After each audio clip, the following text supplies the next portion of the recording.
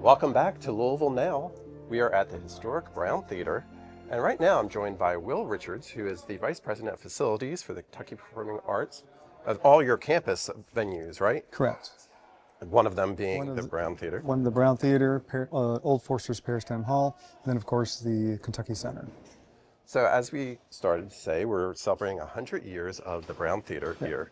And there's a whole lot of history, and Christian kind of shared some of the history of the names and everything that's going on here, the riots, everything there. But we want to talk more as well about the architecture, some of the unique elements of the theater, the performances. So that's why we're going to talk with you. Sound good? Perfect.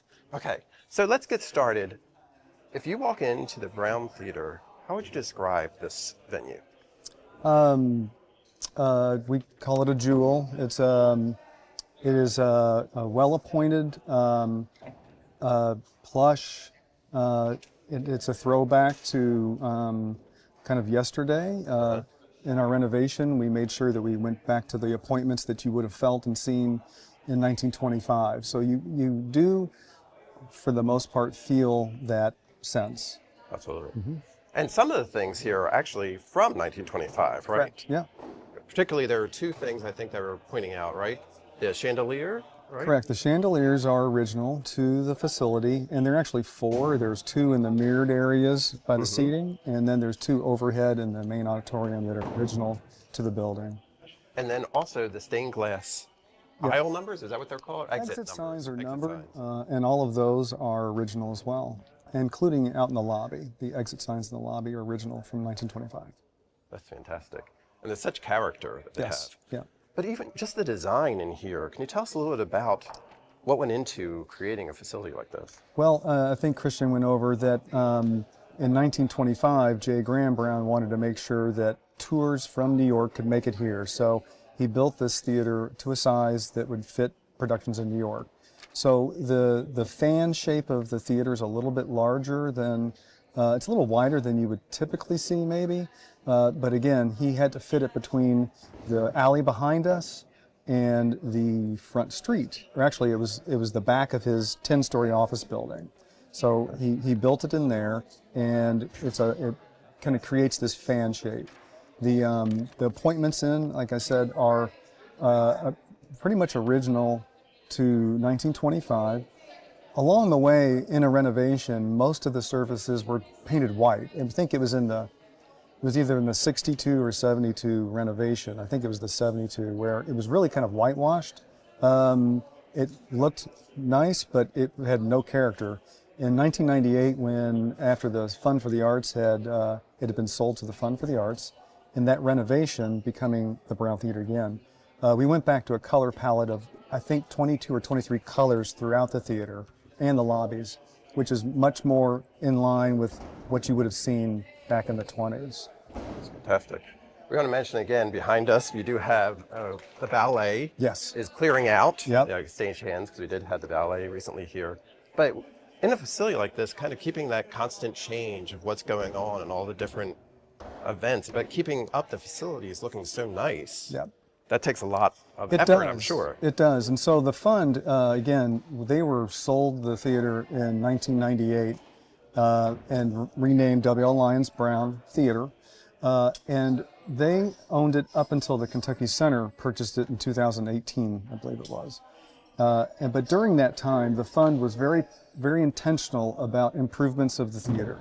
And they put in a lot of work and a lot of funding to continue the renovations in the building. And each year there was something to help improve the building. So all along the way, from different finishes, making sure the facility was fully sprinkled, which at the time it didn't need to be, but we needed to update to that.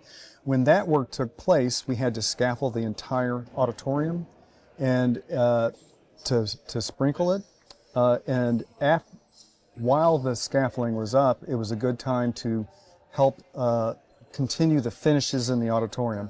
So all of the overlay and gold leaf you see in the theater was done at that time. And there was just a whole another layer of improvement in the paint that took it just to the next level with a much deeper finish and gold leafing on all the detail. So it jumps back at you. Absolutely. And you're doing a great job. It looks great. But why people come to the theater is for the performances. Yeah, And there's a long history of famous people who have performed here over this 100 years, right? absolutely. Can you tell us a few? I can, and I have a list because it's long, and I'll jump through it, but in no particular order, really. Helen Hayes, Tallulah Bankhead, Myrna Loy, Don Amici, Henry Fonda, Itzhak Perlman, Ned Beatty, Edwin Robinson, Mikhail Baryshnikov, Gloria Swanson, Carol Channing, Betty Davis, Peter Fonda, Yo-Yo Ma, Igor Stravinsky, Hal Holbrook, Victor Borg, Red Hot Chili Peppers, B.B. King, Etta James, Rodney Crowell, John Prine, The Replacements, Temptations, Four Tops, Fish, Kevin Hart, Dave Brubeck, Chick Corea, Bela Fleck. It goes on and on. Yes. How many have you seen? The second half. Okay. More modern ones, right? More modern Yes. ones, you know. And even if you didn't get a chance to see Tallulah Bankhead or any of those individuals in person, there are some caricatures that you can see There in are. the lobby. Yes. George Joseph, or Joseph George, can't remember two first names. He was the illustrator at the Courier Journal, and he was hired to come in the late 60s and early 70s to do the caricatures of all of the big names that came to play during that time. So there are probably 25 or so caricatures that were done, airbrushed caricatures that are in our hallway of all of those big names of the day, and a number of these are represented. And there's also a lot of memorabilia for some of the other actors. So Yeah. you need to just, when you come, be sure you spend some time in the lobby experiencing that history as well. And one other thing that's a really interesting history note here is a Broadway show actually debuted here in Louisville, It correct? did. It was and built- at the Brown Theater. Correct. It was built and debuted here. And that was, it had two names. As a working name, Tommy Toon was developing a Broadway show here, and it was Busker's Alley or Stage Door Johnny was the two working names. And I think it went out as Stage Door Johnny. So they built it here over a month or more, and the first two performances here, 2 or 3 performances, was donated to help for the renovations that were to come. Yeah. Oh, wow. That's great. But that wasn't the only Broadway show that premiered in the Kentucky Performing Arts venue here, correct? Correct. Absolutely. And another one was... Jagged Little Pill, which debuted at the Whitney Hall. This was last year, I believe. It was developed here, brought back to Broadway, developed here, and put out and moved out from here. So a lot of exciting things It that go was. on here Very in Louisville, exciting. right? So as we were recording, as we said, there's people behind us doing some work. You may have been hearing some odd noises, but I don't think that was the ghost. But there is a ghost that actually is housed here. Is that correct? Well, I cannot deny or say otherwise, but yeah, there's some stories about ghosts here. The main one, there are 2 ghosts, and Clyde Luther, who was a volunteer here and worked with the ballet for many years, as we were opening in 1998, he did an extensive history of the theater, all the way back to Macaulay's Theater, and he gave that to us as a present. And so he did a lot of research, and the research he found on ghosts was that there was an opera singer and a theater employee that fell in love, and the love was not to be, and the distraught singer shot her or hung herself off the pin rail, and then the employee shot himself, and so that never came to be. And the story is that she's in a flowing white gown and he in a tux.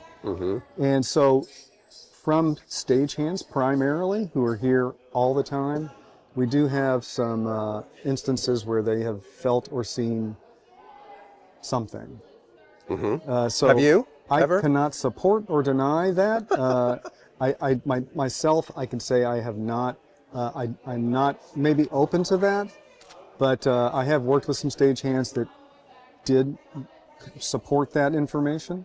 A former manager saw someone at the upstage door, and a lot of it is you see the image, and then the image is gone. And so he saw someone at the upstage door, and he knows who's in the building. And then he looked back and they were gone. And he told me that he ran and jumped over the pit and went up the aisle because he was ready to be out of here. The other was a cleaning person who was here, and this is while I was here, cleaning down front after a show. And he looked up and saw a woman in the balcony, looked back and they were gone. And he too ran out the front door and did not come back. So there are several of those instances that I've heard. Okay. So there are possibly some residents Possibly. here at the Brown Theater. Over the 100 years, you'd have to expect something, right? Absolutely. Absolutely. Well, thank you very much, You're welcome. Will, for speaking with me. It's been Will Richards, who is the Vice President for Facilities here for the Kentucky Performing Arts, and one of them being the Brown Theater. Again, it's 100 years of the Brown Theater. So thank you for sharing that history with us here on Louisville Now. You're very welcome.